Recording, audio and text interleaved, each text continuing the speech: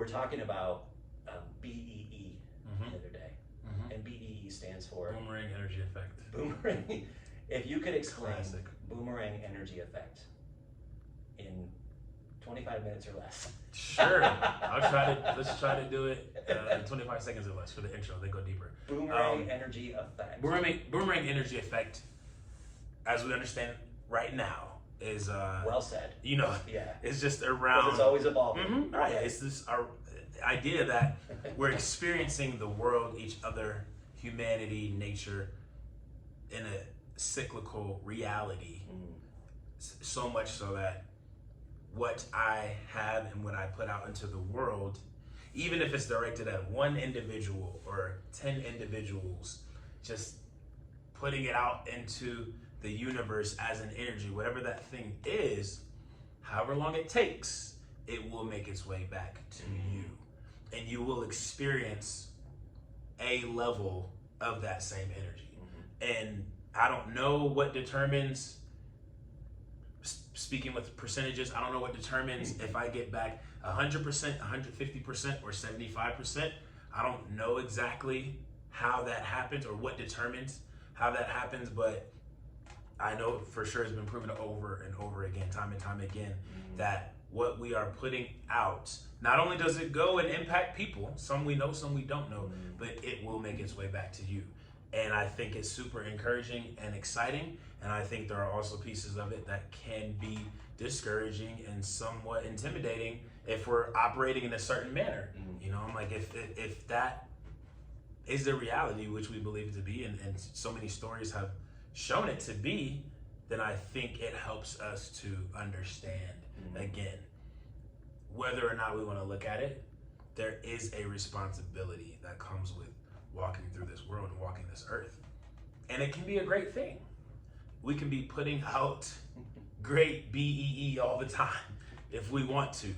But if we choose not to, I think we should just be ready to engage with whatever that energy is that we're putting out, which is why, again, I think it's so important that we at least try to have awareness around our containers and what we try our best to put out. Again, it's not about 100% because we're human.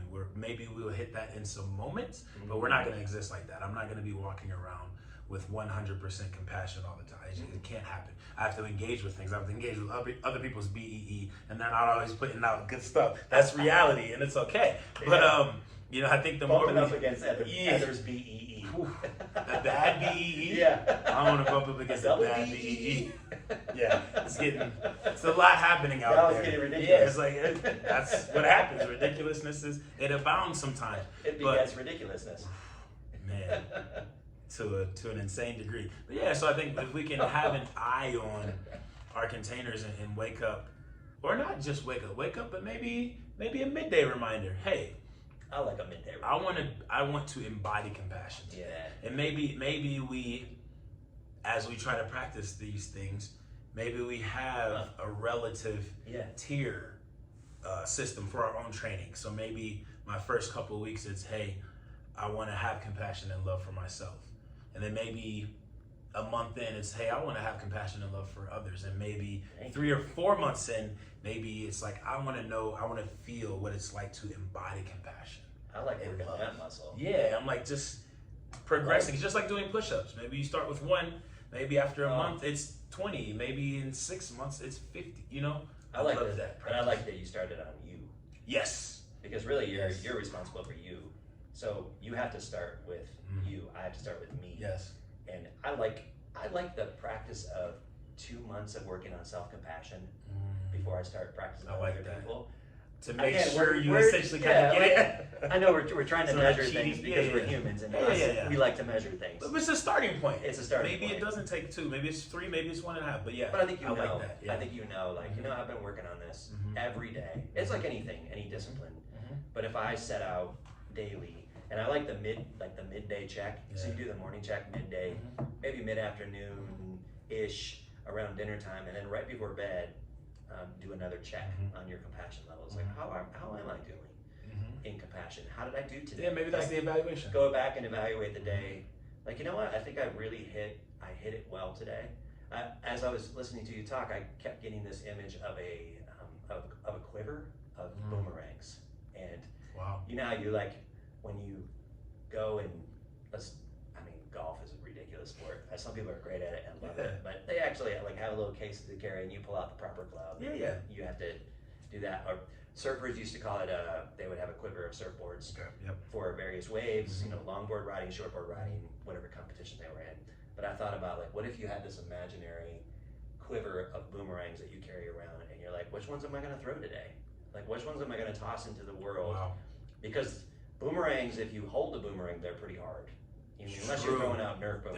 They're rigid, Maybe those are the practice ones, the Nerf boomerang. Yeah. It's like, I'm going to practice. Just in case you Nerfing pull the wrong one on accident. I pull the wrong one. It's like, out. oh, this isn't compassion. That was This hate. is hate. And then it comes back. Yeah, it's and just it soft. hits you, and you still feel its impact, but it you're like, doesn't cut you. It was a soft hate. Yeah. It was a mild hate. Man.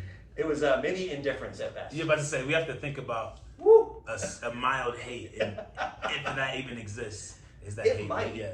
It may. Yeah, like it reaches a tipping point where it turns into a maybe so an much animal. anger becomes mild hate. I don't know. Maybe. I don't know. Resentment. Hate's a hard word. Hate is a tricky thing. I don't know that you can mildly hate something. That's for another time. I think indifference is a mild form of hate because it feels different.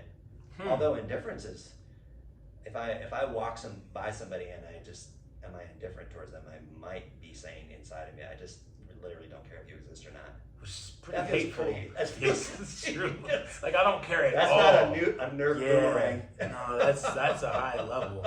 It's not even like, man, I don't want to do it, but I got to tell somebody you're there. It's kind of like, oh, you don't matter at all. Why would I think twice about you being there dying? Goodness gracious. That's pretty hateful. And if you don't know you're hateful, I won't say hating because that's a popularized term. If you don't know you're hateful, you're probably also lying to yourself. Oh my gosh. So you got your container. You haven't been doing your practice properly.